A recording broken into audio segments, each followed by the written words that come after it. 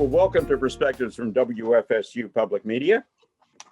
As I proceed to drop my scripts on the floor, and then we won't know what we're talking about, but we do know what we're going to talk about because we have a long conversation planned for you today about a particular aspect of life, not an altogether pleasant aspect that is going to impact a lot of us in one way, shape, form, or fashion. I'm Tom Flanigan. This program, using the Zoom platform, pre-recorded on Tuesday, May 18th, for playback on Thursday, May 20th. The show to be aired on WFSU-FM, also archived on WFSU.org. Well, here are some not so fun facts concerning the cognitive illness called Alzheimer's that I found out. Today, there are more than 6 million Americans afflicted by this disease, and by the year 2050, that number is expected to top 13 million, more than doubling. In the United States, Alzheimer's and dementia deaths have increased an estimated 16% during the COVID-19 pandemic of the past year. 1 in 3 seniors dies with Alzheimer's or some other form of dementia. It kills more than breast cancer and prostate cancer combined. And this year alone, Alzheimer's and other dementias will cost this country more than $350 billion. And again, by the year 2050, those costs could exceed $1 trillion in total. And at this very moment, more than 11 million Americans are providing unpaid care for someone who has Alzheimer's. And last year, these caregivers provided more than 15 million hours of care with a total value of over $250 billion. A lot of numbers there, but it, I hope, gives you a little idea of the enormity of what we're dealing with right here. Let's meet our local panel of folks who can address these and some other issues as we go through the conversation today on Perspectives. First off, let's welcome back an old friend of ours, John Trombetta, Executive Director of the Alzheimer'S Project. John, thanks for joining us today. Appreciate it. Well, thank you, Tom, so much for having me. It's good to see you again and talk about such an important and pressing topic. We have some other folks to join you here, John. We have Brian Delaney. He owns a home health care company. That endeavor, at least partly motivated by the fact that his dad had Alzheimer's. And Brian, thank you for joining us and for sharing your story too, sir. It's my pleasure, Tom. Thank you very much for having me. We also are joined by Rob Wicker. He is an Alzheimer's caregiver. We just spoke about that, and he is taking care of his mom. How is she? And Rob, how are you? Well, I'm doing well, Tom. Unfortunately, my mother did pass away recently. So that happened a few months ago. But she had dementia for approximately 6 years, and she lived outside Charlotte. So I was going back and forth between Tallahassee and North Carolina for a long time. Fortunately, I'm retired right now, so I had the opportunity to do that. And then my stepfather also had Alzheimer's, and my mother cared for him, and then she got it. So, but unfortunately, in my family, we're very familiar with the disease. Oh yeah, too familiar, it be said. But let's get that 30,000-foot overview from you, John Trombetta, if you could, especially in this era of COVID here. Some changes for the local Alzheimer's Project. But before we get into that, talk about the actual genesis and the function, the purpose, the mission of the local Alzheimer's Project over there on the shores of Lake Ella. Well, sure. We actually started out as a ministry of St. Paul's United Methodist Church. They had some of their church members that were having to be caregivers, and they kind of got together and decided that we're not the only ones, and we start to recognize how hard this is, and we start to lean on our, we're lucky to have our church family to do this, but what about those that don't? And so that was sort of the genesis. It was a successful ministry is one that you can spin off into its own entity, and that's what happened here. So in 1991, 92, we were spun off into our own 501c3. We still enjoy a great relationship and partnership with St. Paul's United Methodist Church. We're actually housed in their former parsonage behind the church there, and are able to use their space for a lot of activities and things like that. So that's kind of where it started. But it was about the caregiver. We have research entities. We talked to you mentioned home health agencies, and we have some of those other services. But it was that immediate need to take care of those caregivers, because we saw those statistics go where they were going. That a lot of times caregivers were passing before the person they were giving care to. We saw their quality of life diminish quickly too, and realizing that there were some services they need, that there's some gaps that that needed to be filled, and that's where Alzheimer's Project comes in, with some respite care and education and just support for those folks. Well, how have things changed in the year of COVID? Because you were able to provide a lot of those in that former parsonage over there, but like everything, you had to change your operation in response to what was going on. How did that work out? We did, and the way that we delivered services changed, but our mindset didn't change. Let's meet people where they are. They're at home, so let's find a way that we can give services while they're there. We pivoted to doing online and things like bingo and sing-alongs, and a little bit of music therapy online too, where it's obviously very different than being in a respite room and having that break, but it's certainly some activity that can, a cognitive activity that can create that stimulation that is so important in working through some of the stages of Alzheimer's and dementia. We would take activity bags to help the caregivers with their continued task of 24-hour care for their loved one, but that helped kind of take the creativity pressure off of them by giving them sort of a turnkey package that they could implement in their home. We continued our support groups. We did them via Zoom. We did them over the phone. We also our staff of social workers, who were the best in the world, were able to reach out to people one-on-one and have some of those conversations that used to happen in our support groups, but do some of those check-in calls to help folks through those times, and help them make decisions and figure out how they're going to manage now that they're in a quarantine situation. Yeah. A lot of that. And Tom, let me say this too, because Brian and I are both on the board of directors of the Alzheimer's Project. And I can remember when COVID first hit, and of course we had no idea how long it was going to be with us. And John had was recently hired right after that in May. And I remember being worried as to what's going to happen to the Alzheimer's Project. How are we going to deliver services? He did a magnificent job in terms of creativity and implementation. And I think in some of the numbers that support that, the participation levels that we were able to maintain, I think really showed the need for the services that we provide. The support groups, the respite, the counseling continued, and there was as much demand as ever. Well, speaking of services here, this is a good chance, Brian Delaney, for you to talk about the genesis of your home healthcare enterprise and how your dad's situation kind of fed into all that and gave you the impetus to move this thing forward. Well, Tom, my father had early onset dementia, and he was diagnosed when he was 64 years old.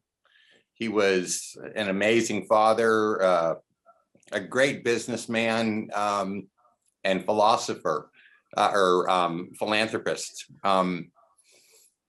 And to have this happen to him was his absolute worst fear.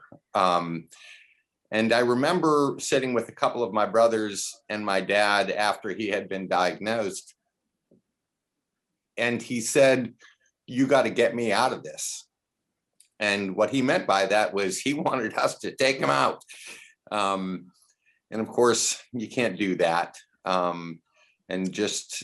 He was at an early stage where he knew that he wasn't thinking correctly. And it was extremely frightening for him. And for myself and my brothers, we had no experience. We had heard about Alzheimer's, but we'd never experienced it with anybody really. You know, our grandparents, we were told when they got really old, they were senile, was a word that was used. And I think that that was a hard way to learn, because not only was he diagnosed very early in life, but it happened very rapidly for him, and literally went from a mildly confused person on a Friday afternoon to not being able to tell you his middle name on a Monday. It was that precipitous, but he was otherwise healthy, so he lived another 8 years. And so, you know, during that process, one of the first things that my brothers and I tried to do is we tried to find private caregivers who would take care of him when we couldn't. And there really weren't companies like this that we have now providing that service. And so that was a large part of why we eventually opened up Visiting Angels. My wife looked at me at one point after I had left my corporate world and said, "This is something that you'd be good at." And so I gave it a try. I usually do what she tells me, and it works out pretty well.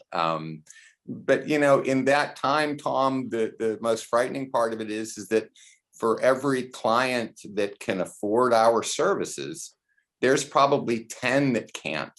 And we see families literally wrestling with who's going to leave their job to take care of mom or dad.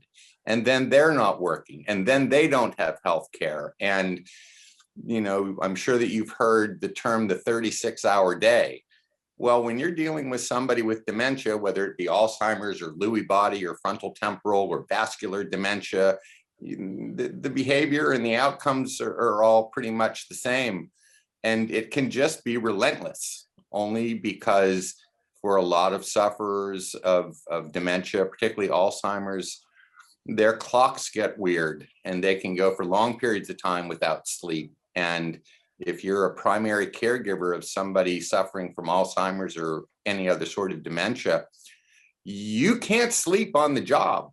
If the person you're caring for is up, you must be up. You know, they might be a flight risk, they might do something dangerous in the home. And you can just imagine day after day, week after week, the toll that it takes on them physically, emotionally, financially is just devastating. How many clients do you have with Visiting Angels right now, Brian? Tom, we typically take care of somewhere between 80 to 100 people at any given time. And we have probably 110 to 120 caregivers that work with us. And I would say that probably 60% of the people that we care for are suffering from some sort of dementia. Well, that's certainly a good response to a need, but I suspect the need is much larger than what you folks can provide through your small army of caregivers. Rob Wicker, talk about your experience with your mom. And again, our deepest sympathies to you, but that 6-year Thank you. a period that she went through where you were caring for her. What was that like for you? Well, I can say this, you know, we all imagine retirement and we think we have an idea of what it's going to be like, and we're going to be playing more golf or more tennis or going to the beach or whatever. Not many of us think that a major part of our retirement might involve being a caregiver for someone. And then when it happens, it takes up an enormous amount of time. And I can say it came on with my mother. We just had a big birthday party for her 85th birthday. And she was just starting to slip a little bit. And I can tell you, she was, you know, you can read about how to care for yourself, how to delay or prevent, you know, cognitive decline. And she did everything right. Great diet, exercise, socially engaged, all the right things. But, you know, she just reached an age that it just hit her.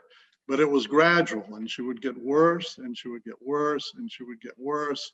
And by the end, you know, she didn't know who I was at the end. She literally didn't know who I was, didn't know who my brother was, didn't know who my sister was. And that's just a really devastating thing to see take place for someone you love so much. And then you had that long commute then. Was there a facility that you found for her in Charlotte, or was that her home and you had to go back and forth? Yeah, we kept her at home, and that's what she wanted. She was a very opinionated woman, and she had really strong, she had a lot of willpower even when she was ill, and she really wanted to be at home. And fortunately, my sister lived there in Concord, North Carolina, and my brother, who lived in California, was able to come in quite a bit. So we were able, we used an in-home care service, especially towards the end. But we were able to keep her in her home, and that was important to her. And I think it made her, she was a lot more comfortable. Because what's interesting is, and I see this with other people as well, particularly in the beginning and middle stages, the person knows something's wrong and they're embarrassed by it. Even in the beginning, she would go to church. She was a member of the First Presbyterian Church there for something like 70 years. But I could see it in her eyes. She didn't want to interact the way she usually did. She would shy off. She'd keep her head down. People would drop by and you'd kind of lead the conversation, and she would sit quietly by, which wasn't her way in her normal life. So, but it's just a devastating experience. And if I could give some advice, and I've heard caregivers here in Tallahassee say this, a lot of times when severe dementia or Alzheimer's hits, people literally don't know where to turn. And that is a very good time to contact the Alzheimer's Project, because we have trained people there who can give the family an idea of what's ahead. It's going to be a long journey. It's going to be a stressful journey. It's going to be expensive. There are going to be legal issues, but they can help set up a roadmap. And I've just, in my experience with the Alzheimer's Project, people find that extremely beneficial. Do that up front. Find out what's ahead. Plan in advance. Because the stages, they're different for every person, as Brian knows. But there is sort of a path that you can anticipate to a degree. And it's a good idea to know what that path is. Tom, if I could just interject for a minute, I've known Rob for over 20 years and talk with him weekly about the journey that he was on with his mom.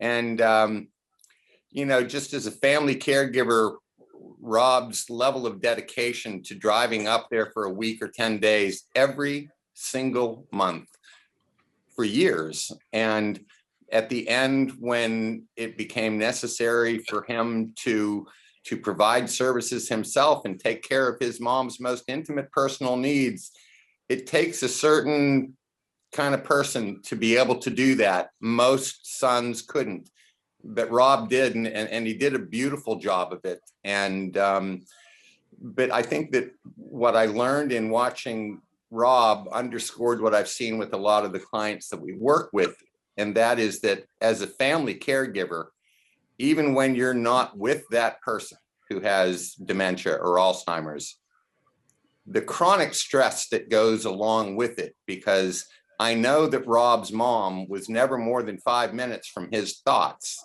during the course of a day, whether he was there or not. And again, the kind of assets that the Alzheimer's Project gives to people, even if it's just somebody to talk to, is immeasurable. Huge. For this type of situation, though, I very often hear people say, if a family member, a loved one is suffering from dementia or some variation of Alzheimer's, you fall into this, we're having to go it alone. No one can understand what we're going through. This is a torturous situation, and we're going to have to somehow muddle through the best we can.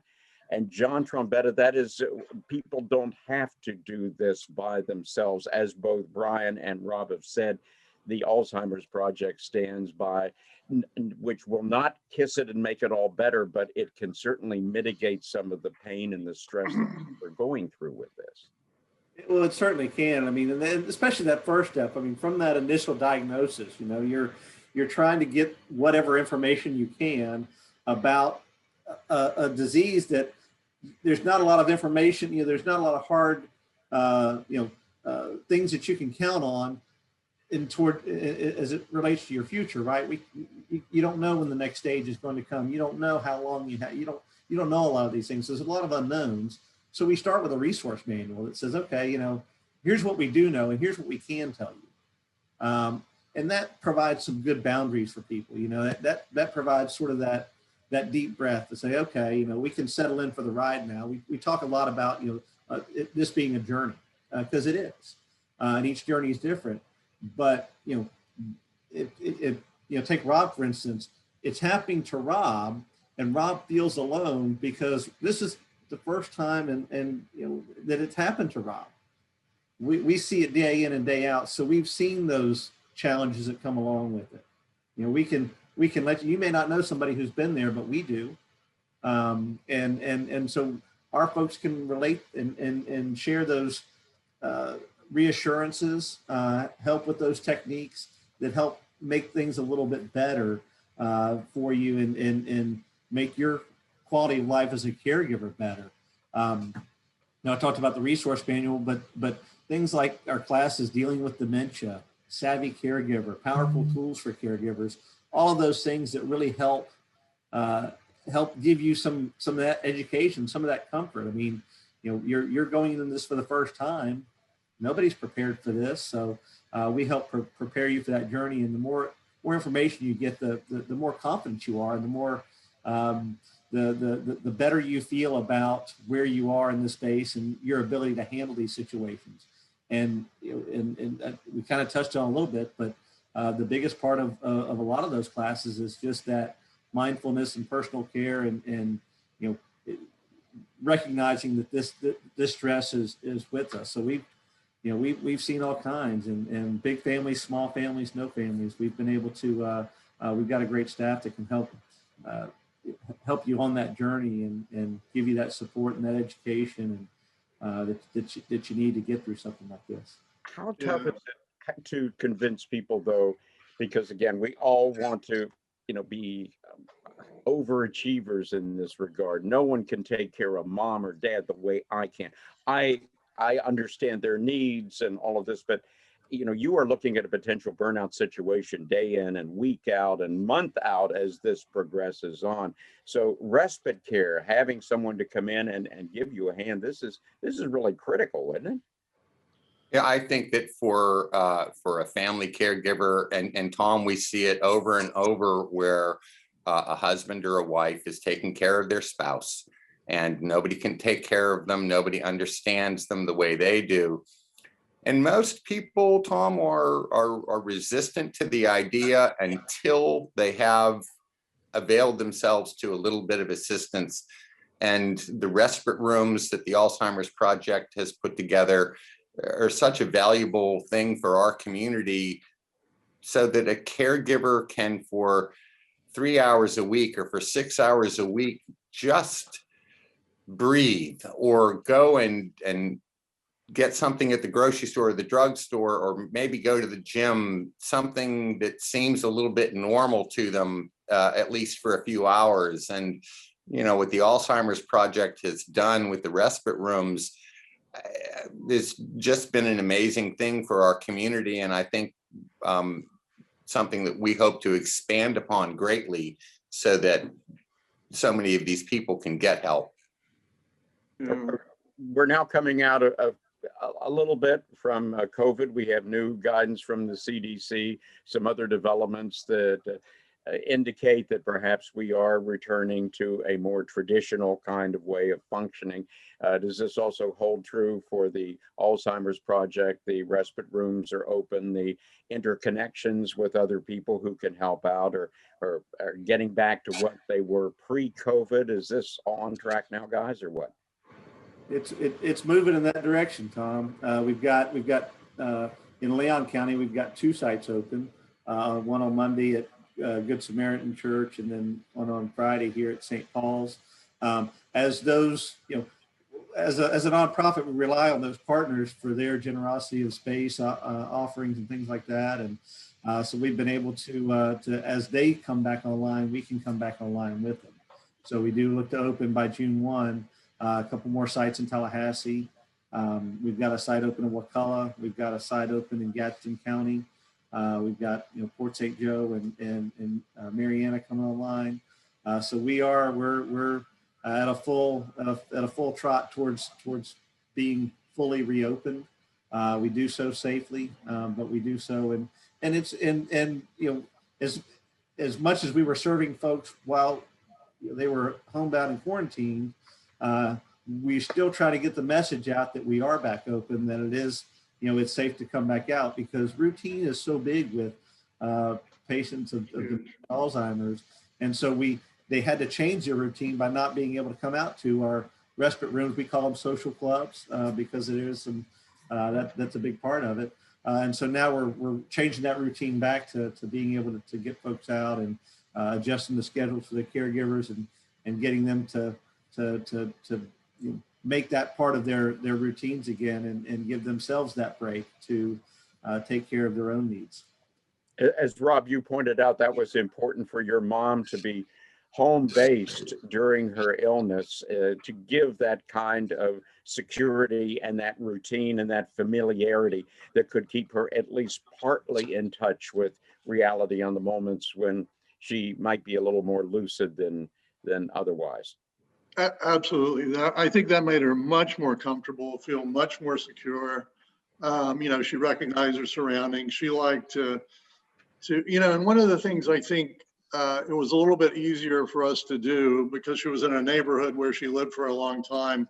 And it was easier for us to find things that she enjoyed, like sitting on the front porch and seeing people that she recognized and surroundings she recognized. I think that's a big part of being a good caregiver. I think what you'll find is that everybody who's afflicted by dementia or Alzheimer's still enjoys certain things. With my mother, it was listening to music. That's why the respite care that the Alzheimer's Project provides, a lot of it is music oriented. So it seems like your brain retains that and pleasure that we get from music. So, I would put her in the car and we would drive for, 45 minutes, and Frank Sinatra could always light her up. No matter how bad it got, you could just see it come over her face, So, things like that. And, watching old movies, it was just easier to do things like that in her home to help make her comfortable. And is that part of the therapy, Brian Delaney, that can really help? Well, we have heard through many neurologists and psychologists that anything with a rhythm, with a beat, can be very therapeutic when it comes to dementia and other cognitive impairments. And you bring out the old movies and those sorts of things to connect a person with, hey, here's something from your earlier life that still resonates somewhere in there. Tom, you hit the nail right on the head, and we've all heard the old adage that music soothes the savage beast. And like Rob's mom, music was something that was very helpful with my father. But what was most interesting about it is that there are things that the brain retains no matter what.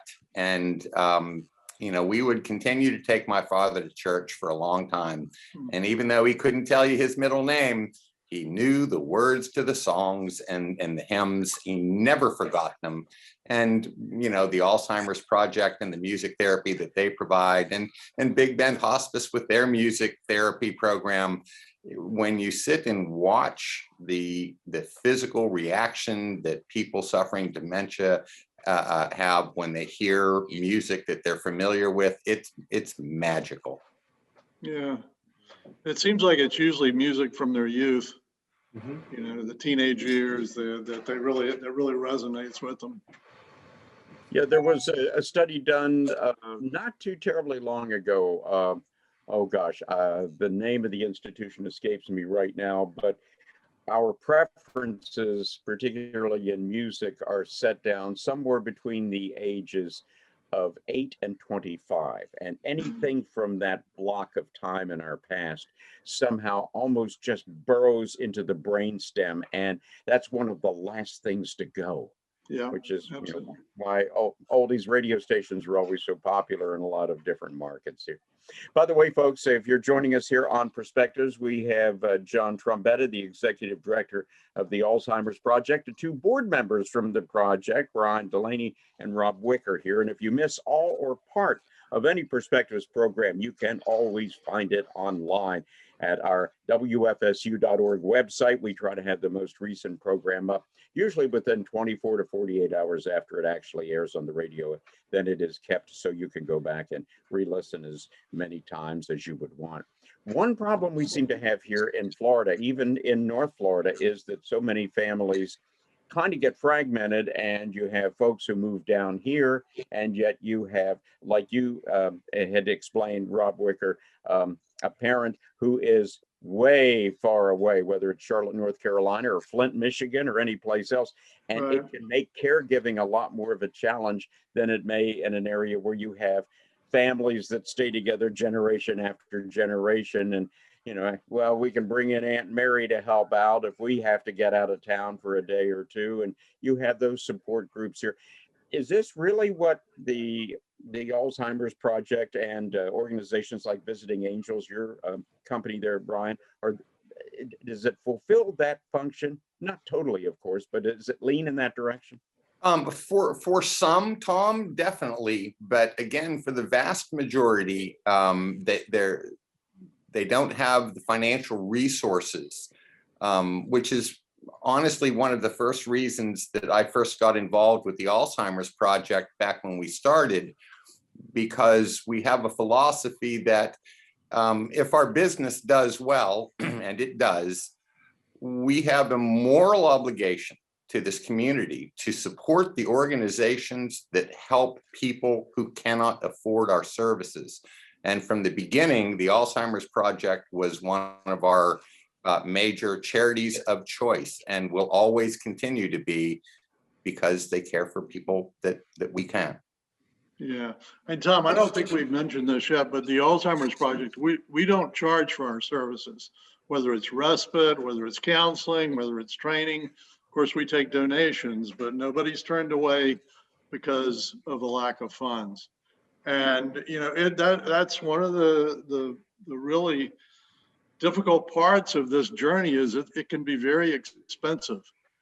I would encourage anyone who's sitting down with a financial advisor, financial counselor, and thinking about his future, her future, family's future, to think about, what are we going to do if we get sick? What are we going to do if one of us has cognitive issues? I told Brian, the two best things my mother did for me was, number one, she gave me an education. Number two, she planned for long-term care. So from a financial point of view, she was in pretty good shape. And that is not the case for millions and millions of Americans. So that any type of financial planning you're doing, make that a component of the plan. What are we going to do? Because as you gave us the numbers at the beginning, you don't think it's going to happen to you until it does, And really, for people in their 20s and 30s, that is not too early to plan for an eventuality that may occur with mom and dad, and you may wind up being the prime caregiver, even though you're on a fast track to building a exciting career or Exactly. going to grad school or whatever else. And this is something you kind of got to keep in mind, as remote and far away as that may seem. Well, and Absolutely. That's a good point, because it's not, and Rob mentioned the financial part is a big part of it, but the care plan, how do I want to be, where do I want to be, that sort of stuff. Any way you can eliminate questions around how to care for you in a time when you don't know how, when you're not able to voice your ability to your wishes is so helpful. I mean, you think about, you know, this the sandwich generation of people who are caring for small kids and, you know, mom and dad.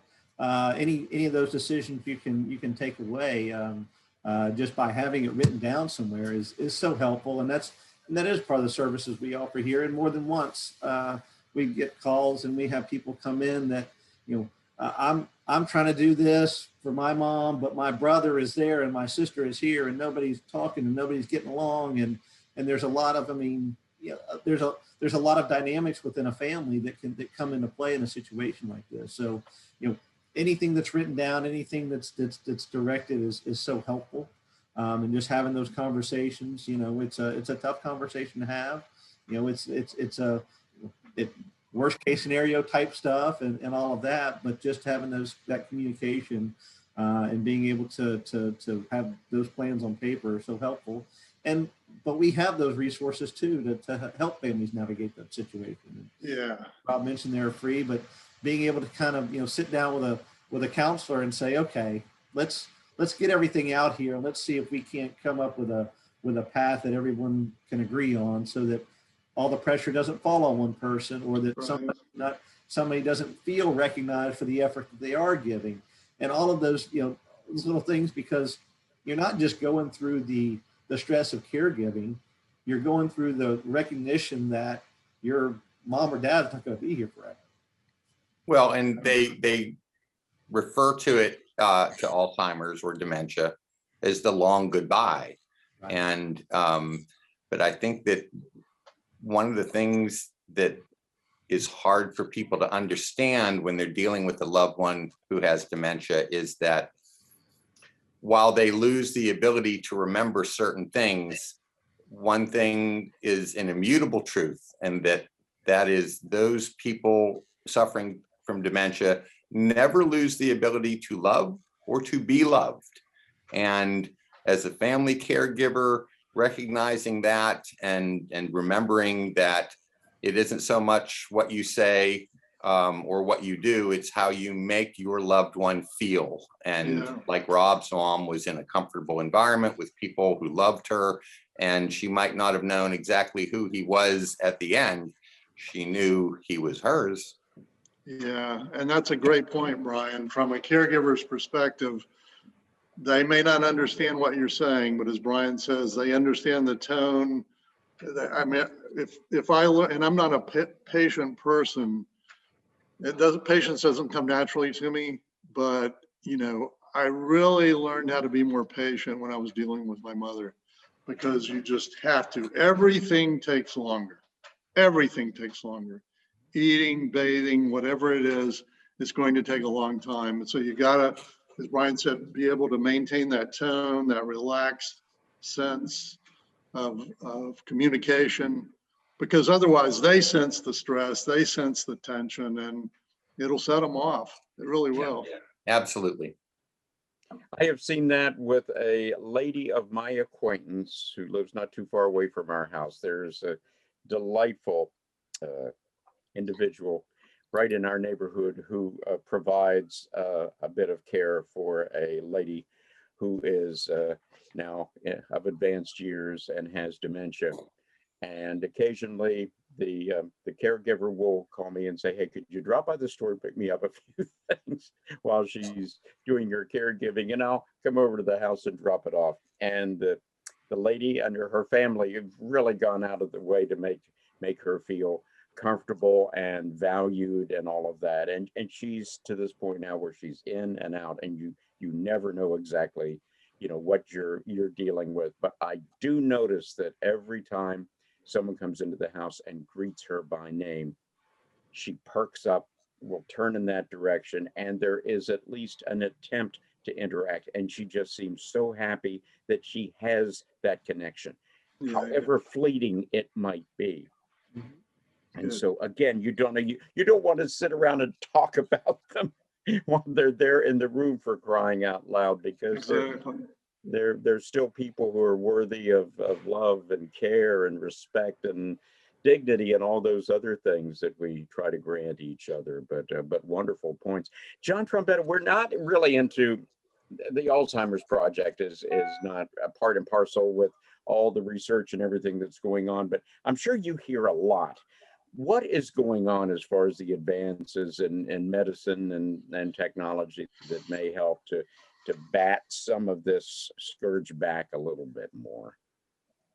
The biggest focus seems to be, at least in the pharmaceutical side, is about prolonging stages and slowing the progress. There is obviously some research of eradication or whatever you want to call it, but or curing it. But a lot of the most recent successes with pharmaceuticals have been around stimulating cognition and delaying the stages of Alzheimer's, with the idea that if you've got someone that's just in an early stage, that they don't progress too far too fast. That seems to be where most of the research that's paying off right now is. Well, and Tom, I think that I can speak to it a little bit in that when we started 8 years ago and became familiar with the Alzheimer's Project, we've also been strong supporters of the Alzheimer's Association. And there's always been a lot of, I think, confusion in this town of which is which. The Alzheimer's Association is a magnificent organization that's focused more on a cure. But I always use the analogy that the Alzheimer's Association is out there trying to hit the home run. And we all want that home run to happen. But in the meantime, the Alzheimer's Project is here hitting singles every single day. And it's just an amazing asset that this community has. And the help that they give to people on a day-to-day basis, it's remarkable.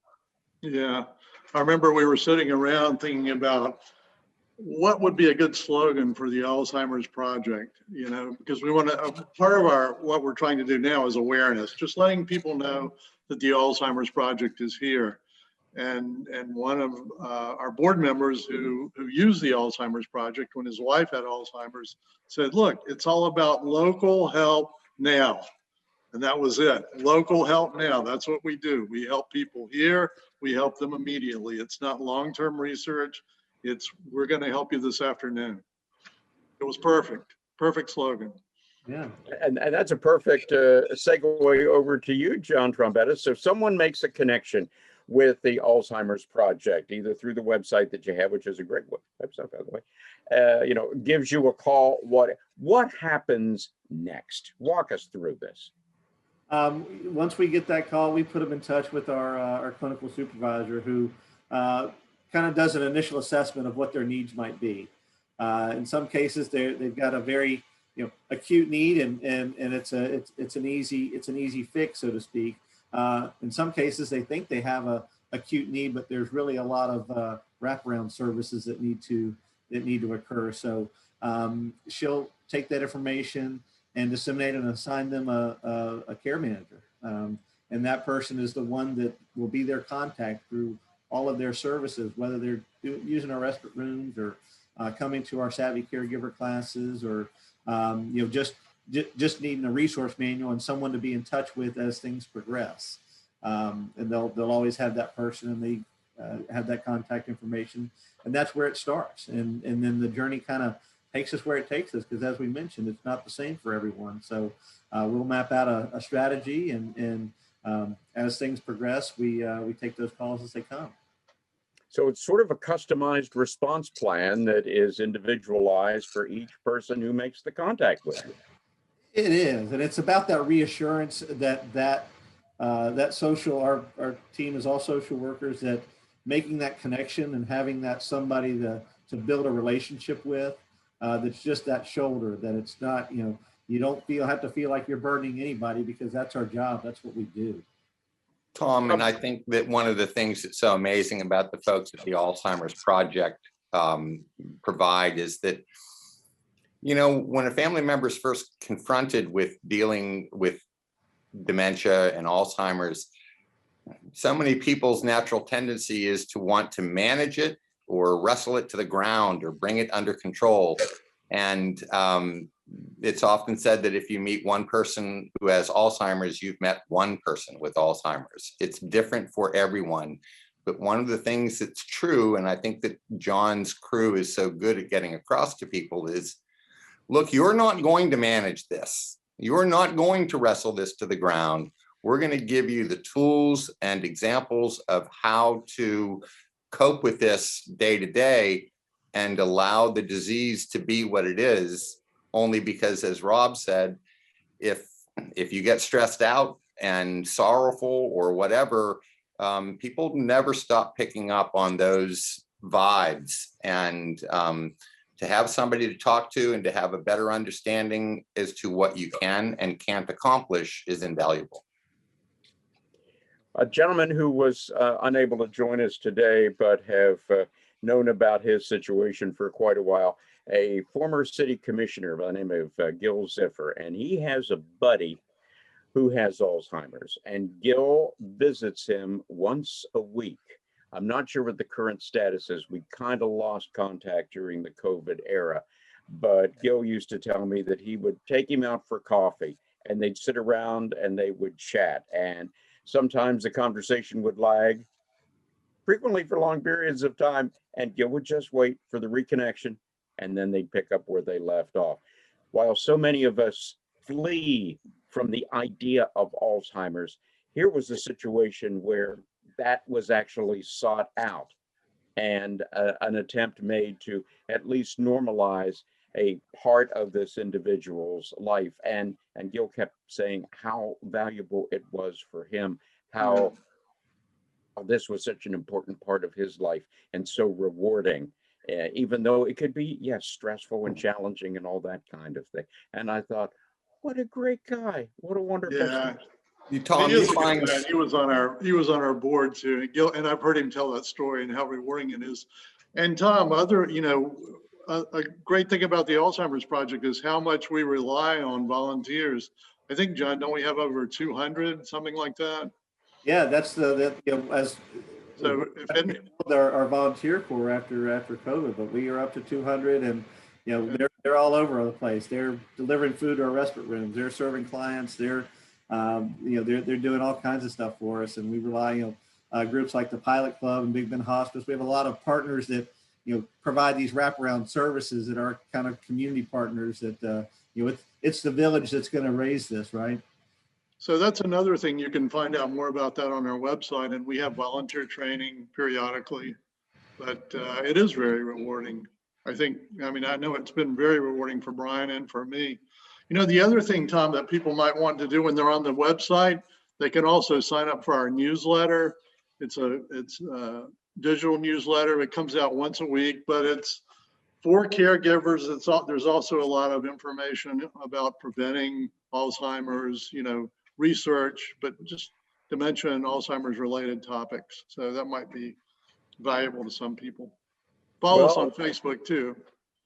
Very good. Yes, there are lots of ways to interconnect nowadays. Gentlemen, our time is just about flown, but I wanted to give everyone an opportunity for a wrap-up thought or two here in just about a minute apiece. And if we could start with you, Brian Delaney, anything that you think we haven't covered that you'd like to touch on, or just any closing comments you might have? The only thing I think that I could add to it, Tom, is that back when John first came on, I had talked to Rob weekly about the search and who they were going to choose. And I think that he was really excited about John before hiring him. And as you know, you never know what you've got until you've got it. And John Trombetta has just been the perfect person to run this organization and to lead it into the future.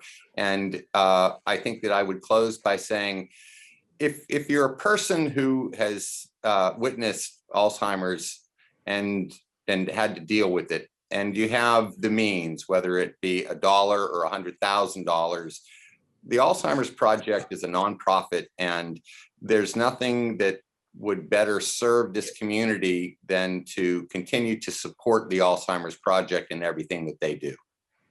Good point. Terrific. And Rob, since you're talking, any final thoughts from you, sir? Well, we've mentioned this before, but it's so important. You can't do this alone. And what I found is people want to help. They really do, whether it's an organization or individuals, family members. So don't sit back, ask for help.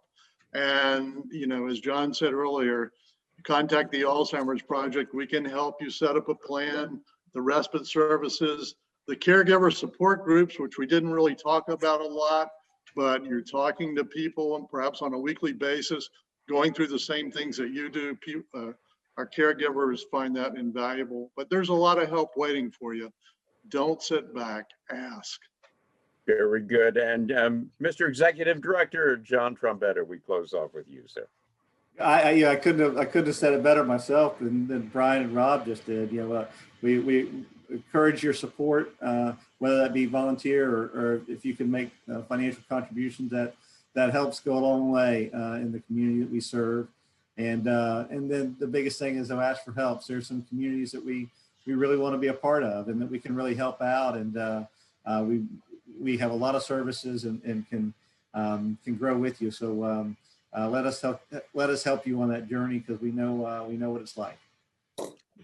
The Alzheimer'S Project, and a beautiful summation of what it does and who it helps here in our very own community. John Trombetta, Brian Delaney, and Rob Wicker, thank you all for enlightening us and letting us know about this valuable resource and how it can help. So many of us, many of whom don't even know we're going to need it yet, but it's really good to know that it's there. And thank you for joining us on Perspectives, produced by WFSU Public Media in Tallahassee. Thanks to Taylor Cox, acting as our executive producer today. Also Paul Dam, Amy Diaz de Villegas, Devin Bittner, Brandon Brown, Tricia Moynihan, and Lydell Rawls. Our director of content, Kim Kelly, and I'm Tom Flanigan. Next week, we're going to take a leisurely stroll through Tallahassee's Frenchtown neighborhoods. We're going to talk with some of the folks involved with the Wanderlust project that's sparking a new surge of historic creativity right in one of Tallahassee's oldest residential and commercial areas. We're going to talk about it all right here on Perspectives from WFSU Public Media.